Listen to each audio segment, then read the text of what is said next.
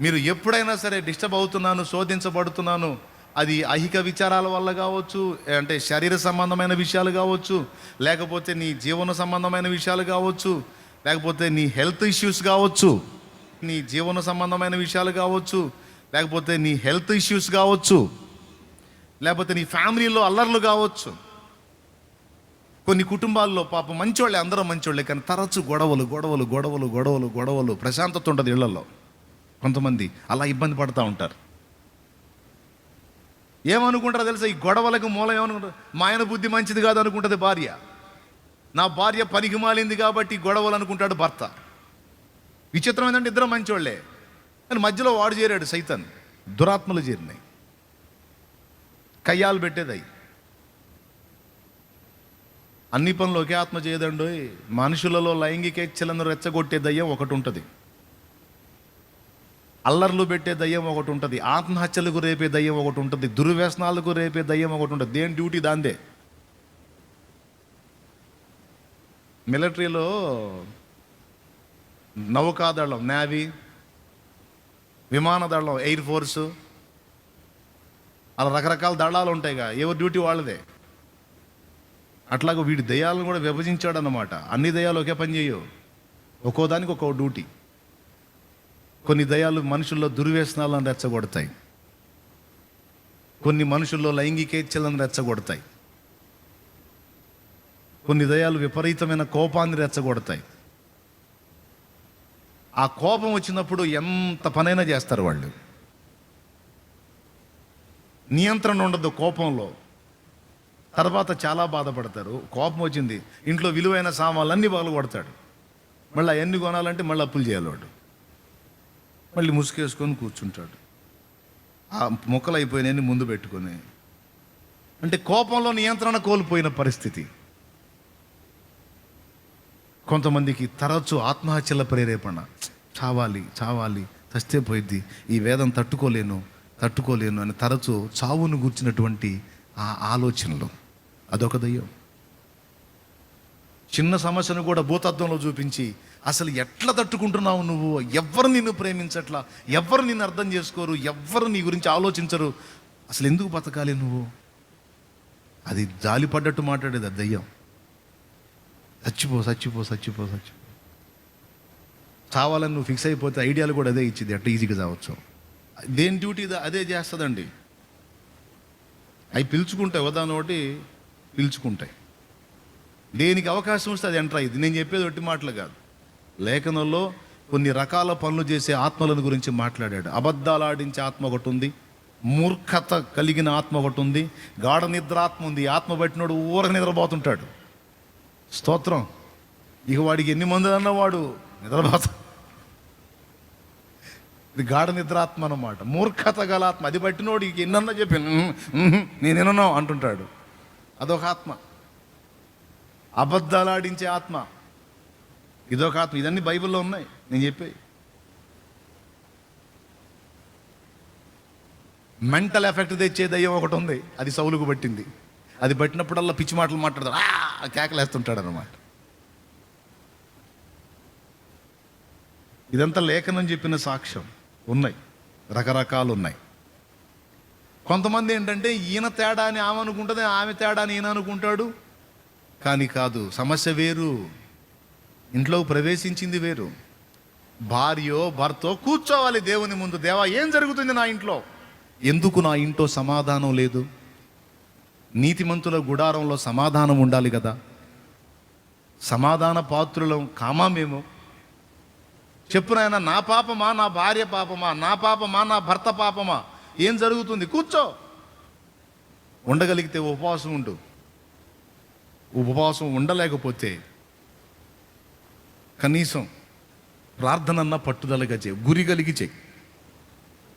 ఏదైతే విషయం ముందు పెట్టుకున్నావో దాని గురించి అడుగు నువ్వు దేవుణ్ణి. మరి ఆడకపోయినాక మళ్ళీ చంచలం కలిగిస్తాడు వాడు, రకరకాల విషయాలు, వేరే ఆలోచనలు. అట్లా కాదు. దావీదు గొల్యాతుని గురి చూసి ఒకే రాయితో కొట్టినట్టు ఒకే అంశాన్ని పట్టుకొని కూర్చో. దాని సంగతి తేలిందాక ఇంకొక అంశానికి పోవద్దు. అర్థమైందని చెప్పింది. ఒకే అంశం పట్టుకొని కూర్చో, దాని సంగతి తేలిందాక ఇంకో దానికి పోవద్దు. లేదా మరి అన్నీ కలిపి చేయాలి కదా అన్నయ్య అంటే, సరే ఎర్లీ మార్నింగ్ లెగుతావుగా, కొట్టు, అన్నీ కలిపి కొట్టు. ఎర్లీ మార్నింగ్ రెగ్యులర్గా నువ్వు చేసే ప్రార్థనలు ఉంటాయి కదా, ఉదయం సాయంత్రం రెగ్యులర్గా చేసే ప్రార్థనలు ఉంటాయి కదా, అందులో నువ్వు అన్నీ అడుగు. అయిపోయిందా? అయినా అడిగేసావా? దేవునికి అన్ని అంశాలు చెప్పావు కదా, అవి పక్కన పెట్టి ఇవన్నీ అయిపోయినాయి కదా ప్రభువా అని పొద్దున సాయంత్రం రెగ్యులర్ ప్రార్థనలు నువ్వు చేసావు అన్ని అంశాలు. కనీసం మధ్యాహ్నం పూట కూర్చో నువ్వు, నాయన అసలు మా ఇంటి సంగతి ఏందని నువ్వు నాకు చూపించు, ఇందులో ఏం జరుగుతుందని నా బయలుపరచు నా తండ్రి. ఎవరి తప్పు? ఏం జరుగుతుంది? నా ఇల్లు ఎందుకు ఇట్లా శాపగ్రస్తం అవుతుంది? మా బుద్ధిహీనత, లేకపోతే ఏదన్నా తాంత్రిక విద్య జరిగిందా, మాంత్రిక ప్రయోగం ఏమైనా జరిగిందా, డెవిల్ ఎఫెక్ట్ ఏమైనా పనిచేస్తుందా? ఎందుకు మేము ఇలా బలహీనపడిపోయాం? ఒకవేళ మంత్ర ప్రయోగాలు జరిగితే నీ బిడ్డలంగా మేము ఉన్నాం, మా మీద అవి పారవు కదా, సో వాటి గురించి భయం లేదు. ఎవడు ఏ ప్రయోగం చేసినా వాడే చేస్తాడు, మాకే భయం లేదు. కానీ మేము కొనకొచ్చుకునే ఏమైనా ఉన్నాయా? మా బుద్ధిహీనమైన పాపాల ద్వారా, మా వెర్రిమొర్రి క్రియల ద్వారా మేము తెచ్చుకున్న దరిద్రాలు ఏమైనా ఉన్నాయా? మాకు బయలుపరచుతాను దేవుని ముందు కూర్చో.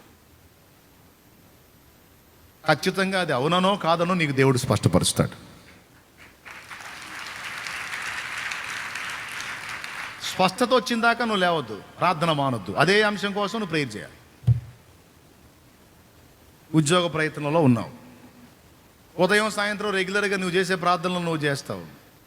ఒక టైంని దానికి కేటాయించి అచ్చంగా అదే అంశం కోసం ప్రార్థన చేయాలి. ఉద్యోగం నాకు కావాలి, నేను నా ఫ్యామిలీని ఎలా బతికించుకోవాలి నాకు తెలియదు, ఈ అంశం కోసం నేను చేస్తున్నా ఇప్పుడు. అది భర్త మారాలి, ఆయన రక్షింపబడాలి. ఉదయం సాయంత్రం చేసే అంశాలు రెగ్యులర్గా చేసేయి. భర్త కోసం అచ్చంగా ఆ పేరు దేవుని ముందు పెట్టి అతని సంగతి ఏందని కూర్చో. ఆ సంగతి అటో ఇటో తేలిందాక మాత్రం ఆ పట్టు వదలొద్దు. ఇక నువ్వు అప్పుల సంగతి అంటావా, ఇంట్లో గొడవల సంగతి అంటావా, ఇక నువ్వు ఏ ప్రయత్నం కోసం ఏ దాని గురించి నువ్వు అడగాలనుకున్నావో పర్టికులర్ అంశం విషయంలో మాత్రం నువ్వు మళ్ళీ అటు ఇటు పోకుండా ఆ పాయింట్ మీద కూర్చో నువ్వు దేవుని ముందు. ఎంతమందికి అర్థమైంది? మళ్ళీ చెదిరిపోవద్దు. అన్ని అంశాల కోసం చేయాలి కదా అన్నయ్య అంటే, పొద్దున్న చేయి, సాయంత్రం చేయి, నీకు ఇంట్రెస్ట్ ఉంటే, దేవుడు నీకు ప్రేరణ ఇస్తే. కానీ నువ్వు ఎదుర్కొంటున్న శోధనల విషయంలో మాత్రం దానికి ఒక ప్రత్యేక సమయం కేటాయించి రోజు దాని గురించినటువంటి విన్నపం అయితే దేవుని ముందుకు నీ దగ్గర నుంచి వెళ్ళాలి. అంటే ఒక గురి కలిగిన ప్రార్థన అంటారు దాన్ని. ఈ విషయం నాకు బయలుపరచమని కూర్చున్నాడు దానియేలు గ్రంథం 10వ అధ్యాయంలో దానియేలు, నాకు ఒక దర్శనం వచ్చింది, దాని భావం చెప్పు అని కూర్చున్నాడు. కానీ ఇంకా వేరే విషయాలు ఏం అడగల. అడిగినట్టుంటే నాకు చెప్పండి ఏమయ్యా. కానీ మనం ప్రార్థన అని పోతే ఏం చేస్తాం? ముందు ఇక ఎక్కడెక్కడి అన్నీ తీసుకొచ్చి ఎకరువు పెట్టి ఆమేన్ అంటాం, అడ్రస్ లేకుండా పరిగెత్తుతాం. అవునా కాదా? మన ప్రార్థనలు ఇలా ఉంటాయి. కానీ దానియేలు ప్రార్థన అలా ఉండదు. ఏదైతే అంశం ముందు పెట్టుకున్నాడో దాని సంగతి తేలిందాకా కూర్చుంటాడు. నెబుకద్నెజరుకి కల వచ్చింది, కల మర్చిపోయాడు. ఆ కల దెబ్బకి అదురుపోయాడు, మర్చిపోయాడు. అంటాడు తన ఆస్థానంలో ఉన్న వాళ్ళని పిలిచి, రే బాయ్, మీరందరూ మంచి పనోళ్ళు కదా, పండితులు కదా, నాకు ఒక కళ వచ్చింది, కళ ఏందో గుర్తులేదు, ఆ కళ చెప్పాలి, దాని అర్థం కూడా చెప్పాలి మీరు అంటాడు. మరి బాబా కళ చెబితే అర్థం చెబుతాం, కళ కన్నది నువ్వు, మేం కాదు. ఏం కనపడిందో ఏం వచ్చిందో నువ్వు చెప్పాలి, చెబితే దాని యొక్క మర్మం ఏదో మేము చెప్తాం. అంతేగా నువ్వు కళ కానీ ఆ కళ ఏందో మమ్మల్ని చెప్పమంటే మేము కనలేదుగా ఆ కళ. దేవుడు తప్ప దీనికి సమాధానం ఎవరు ఇవ్వలేరు మహారాజా అన్నారు. అట్టయితే ఎందుకురా మిమ్మల్ని మేపటం నా ఆస్థానంలో, మొత్తాన్ని వేసేయమన్నాడు. ఇట్టి శాసనం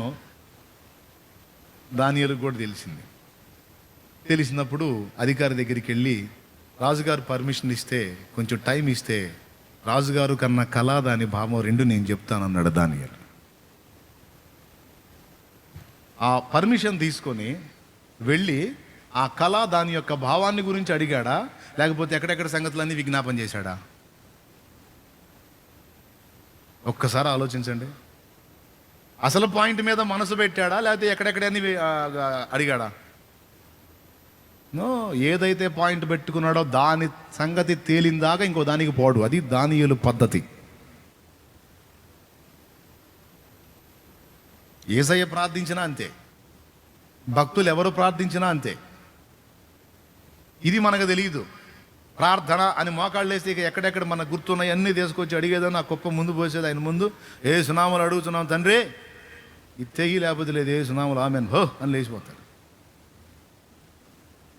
ప్రార్థన అనగానే ఎక్కడెక్కడ అన్నీ తీసుకొచ్చి ఒక కుప్ప పోయాలనేదే మనకు తెలిసింది. కానీ ఒక అంశం కోసం పర్టికులర్గా దానికోసమే కూర్చోవాలన్న విషయం తెలియదు. కానీ దానియేలు చూడండి, అట్లా కూర్చున్నాడు ప్రతి విషయాన్ని గురించి. అలాగ భక్తుల్ని మీరు పరిశీలించండి బైబిల్లో. ఇప్పుడు ఎస్తేరమ్మ ఉంది. ఎస్తేరమ్మ రాజుతో నీవు మాట్లాడమని ప్రార్థన చేసి ఉంటుందా? ఇంకేమేం చేసి ఉంటుంది? నేను వెళ్తున్నాను, నేను వెళ్ళి రాజు ముందు నిలబడ్డప్పుడు రాజు తన దండమును నా వైపుకి చూపి నన్ను బ్రతకనియాలి, హామానుగాడి దినం చేయాలి. దేవునికి స్తోత్రం. రాజు నన్ను బ్రతకనియాలి, హామానుగాడికి పిండం పెట్టాలి. సో నాకు సహాయం చేయి ప్రభు అని 3 రోజులు ఫాస్టింగ్ ఉండి గోజాడు. అదే పాయింట్. బైబిల్లో మీరు పరిశీలించండి. ఒక విషయాన్ని వారు ముందు పెట్టుకొని దానికోసం ప్రత్యేకంగా, సార్వత్రికంగా అన్ని అంశాల కోసం చేసే ప్రార్థన సమయం అది వేరు. అది చెయ్యి. ఆ విజ్ఞాపనకు ఆ విజ్ఞాపన వెళ్ళాలి, అది ఆగకూడదు. అన్నీ కలిపి చేస్తాంగా. రాజుల కొరకు, అధికారుల కొరకు, దేశం కొరకు, నశించిపోతున్న ఆత్మల కొరకు, సంఘాల కొరకు, సేవకుల కొరకు, వారి సాక్ష్యాల కొరకు, కుటుంబాల కొరకు, చాలేమన్న కోసం ఏమైనా చేస్తారుగా. వాటిని ఆపొద్దు, మళ్ళీ అది కంటిన్యూ అవ్వాలా.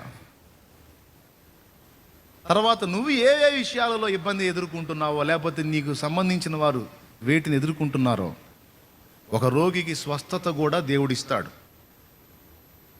ఉదాహరణకి మీ ఇంటి పక్కన ఎవరో ఒక ఆయన పేషెంట్ అయి ఉన్నాడు, ఇబ్బందిగా ఉన్నాడు.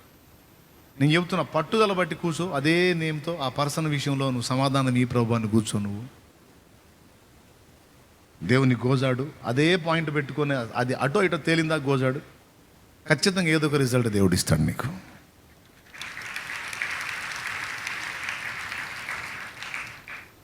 ఇప్పుడు రాజు కన్న కళ దానియేలు చెప్పాడు, దాని అర్థం కూడా చెప్పాడు. సాయం చేశాడా లేదా? చేయలేదా? నాకు దర్శనం వచ్చింది, దాని అర్థం ఏందో చెప్పు అని కూర్చున్నాడు. దానియేలు 10వ అధ్యాయంలో దేవుడు గాబ్రియేల్ని పంపించాల్సి వచ్చింది. ఆ దర్శన భావం చెప్పడానికి గాబ్రియేల్ బయలుదేరి వస్తే పారసీకుల అధిపతి వాడు ఆయన్ని అడ్డగించాడని ఉంది, గాబ్రియేల్ని అడ్డగించాడని. మిఖాయేలు వచ్చి హెల్ప్ చేస్తే తర్వాత ఆయన వచ్చాడు. 21 రోజు ప్రార్థనకు జవాబు ఆగింది. అయితే ఎంత మొండోడండి, నాకు తెలియదు, నువ్వు నాకు దాని వివరణ ఇచ్చిందాకా నేను వదిలిపెట్టను అని కూర్చున్నాడు. అది పట్టు. స్నానపానాదులు 21 రోజు నీళ్లు కూడా పోసుకోవాలా, మరి దారుణం. కావాలంటే మీరు చదవచ్చు, నేను చెప్తున్నానా నా సొంత మాటలు. దానియేలు గ్రంథంలో ఉందా? దానియేలు గ్రంథం 10వ అధ్యాయం 2వ వచనం చదవండి. స్నానాభిషేకములో చేసుకోలేదు. స్నానాభిషేకం అంటే నీళ్లు పోసుకోలేదు, నూనె పోసుకోలేదు, 2 చేయాల.